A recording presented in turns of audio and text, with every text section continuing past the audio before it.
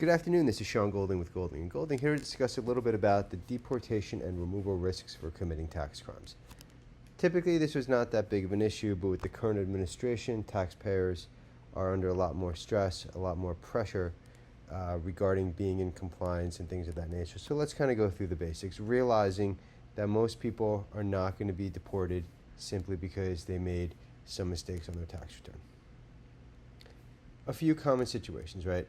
One is the government learns that the taxpayer committed a crime, the taxpayer is investigated for that crime, and then is placed in removal proceedings.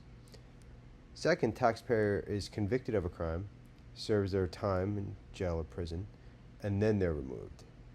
Also, taxpayers may be subject to an audit or an investigation for something even civil, and then during that proceeding, maybe the government learns that the taxpayer is overstayed their visa or whatnot, is not here legally, and then that leads to a referral down the line, and then the taxpayer is put into removal proceedings.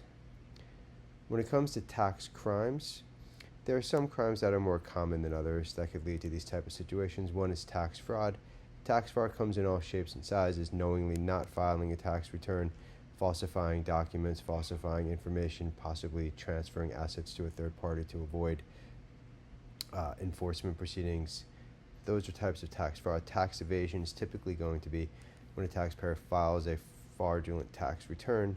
For example, they underreport their income, artificially reduce their tax liability. Then there's things like money laundering, structuring, and smurfing in relation to tax fraud and tax evasion. So it's kind of like one fell swoop. Not all tax crimes, but related tax crimes. There's also international tax crimes. At our firm here, we focus exclusively on international tax law. So some would be hiding unreported income overseas. Maybe you have rental properties outside of the United States or other income-generating assets. You know you're supposed to report it on your U.S. tax return, and you don't report that information on your U.S. tax return. Or just not filing at all because maybe all of your income is overseas, and you think, the IRS isn't going to find me, so what's the point of filing? Filing a false tax return to underreport your income, that's more common. Maybe you have income in the United States and you have income overseas.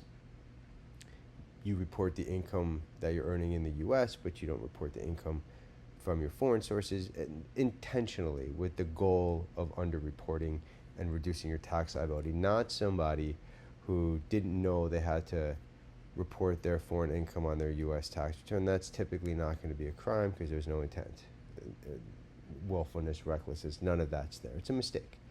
And then, of course, there's FBAR and foreign account reporting crimes. There's some taxpayers who may have $1 million, $10 million, $5 million, and they move that money offshore.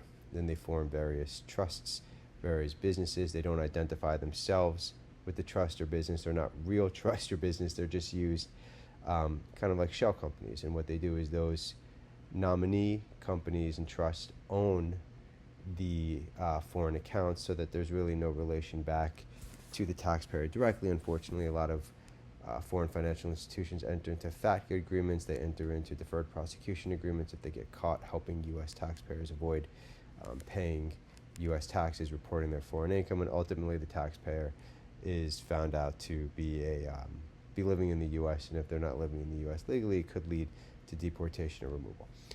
So if you're out of compliance, you may want to consider getting into compliance before the IRS finds you. If you're willful or you don't qualify as non-willful, then you submit to the voluntary disclosure program. That may change in the future, but that's currently the state of VDP. It's for offshore or domestic. If you have unreported foreign accounts, assets, and investments, and you're non-willful, there's various other options available to you. There's the streamlined procedures, there's the delinquency procedures, and there's reasonable cause.